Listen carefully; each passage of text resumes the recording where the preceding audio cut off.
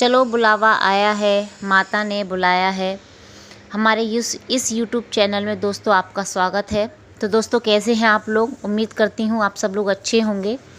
तो दोस्तों आज हम आपको जोगनी माता के बारे में बताएंगे।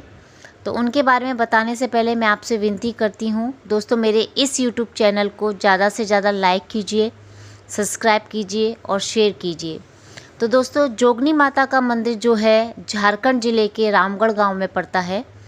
जोगनी माता को छिन्नमस्तिका और रजरप्पा के नाम से भी जाना जाता है। रजरप्पा और छिन्नमस्तिका अगर आप गुजरात से बाहर जाएंगे तो वहाँ आपको सुनने को मिलेगा। अगर आप गुजरात में आएंगे तो उन्हीं माता रानी का दूसरा रूप जोगनी माया है, उनको जोगनी माता के नाम से जाना जाता है। तो कहा जाता है दोस्तों बहुत वर्षों पहले एक काच्छ नाम का राक्षस था जो तीनों लोकों में तबाही मचा रहा था। उस राक्षस का वध करने के लिए जोग माया महामाया उत्पन्न हुई। उन्होंने अपनी शक्ति से हजारों सहेलियां उत्पन्न की, जिस कारण से उन्होंने एक राक्षस का वध किया। तो जो वध करके जो राक्षस का रक्त था, जो निकल रहा था रक्त, वो माता रानी ने स्वयं उस रक्त का पान किया और उनकी जितनी भी 100 सहेलियां थीं उन्होंने भी उस रक्त का पान किया। परंतु उन 100 सहेलियों में से 2 सहेलियां थीं, डाकनी और शाकनी। उनकी प्यास नहीं बुझी। उन्होंने माता रानी से अरदास की, हे माता रानी, आप तो सबकी मनोकामना पूर्ण करती हैं, आप हमारी भी मनोकामना पूर्ण कीजिए, हमारी अभी प्यास नहीं बुझी है। तो माता रानी तो बहुत दयालु होती हैं।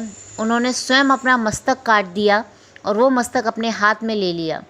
तो अपने मस्तक काट के जो उसमें से उनकी ब्लड की जो रक्त की धाराएं निकली, 3 धाराएं निकली, जिसमें से एक धारा डाकनी के मुंह में गई, दूसरी धारा शाकनी के मुख में गई, तीसरी धारा स्वयं माता रानी के जो शीश था उसमें गई। तो आप जब भी माता रानी का रूप देखेंगे, जब भी उनकी मूर्ति देखेंगे दोस्तों, तो आपको दिखाई देगा उनकी मूर्ति में से 3 रक्त की धाराएं निकलती हैं और जो तीनों अलग अलग ही आप देखेंगे, एक डाकनी के, एक शाकनी के और एक स्वयं माता रानी के मुख में जाती हैं। तो दोस्तों ये तो छिन्नमस्तिका जोगनी माता रजरप्पा तो मैंने आपको बता दिया, लेकिन रजरप्पा नाम इनका क्यों पड़ा, इसके पीछे भी एक कहानी है। बहुत वर्षों पहले छोटा नागपुर गांव था, उसमें रज नाम का राजा राज्य करता था और उनकी पत्नी का नाम था रूपमा।